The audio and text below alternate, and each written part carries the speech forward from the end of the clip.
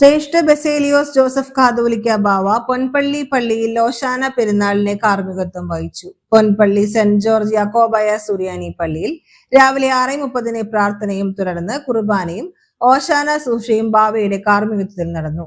ഓശാന പ്രദക്ഷിണവും ഓശാന സന്ദേശവും നൽകി. നൂറുകണക്കിന് വിശ്വാസികൾ പങ്കെടുത്തു. യാക്കോബായ സഭയുടെ വിവിധ പള്ളികളിൽ ബാവ ഹാശ ആഴ്ച ശുശ്രൂഷകൾക്ക് മുഖ്യ കാർമ്മികത്വം വഹിക്കും. ഏപ്രിൽ 2 പെസഹ വ്യാഴം പുലർച്ചെ 4 തിരുവാങ്കുളം സെന്റ് ജോർജ് കെംതിയ കത്തീഡ്രലിൽ പെസഹ ശുശ്രൂഷയും തുടർന്ന് കുർബാനയും നടക്കും. ഉച്ചയ്ക്ക് 2 മുളന്തിരുത്തി മാർത്തോമൻ യാക്കോബായ സുറിയാനി കത്തീഡ്രലിൽ കാൽകഴുകൽ ശുശ്രൂഷയ്ക്ക് ബാവ നേതൃത്വം നൽകും.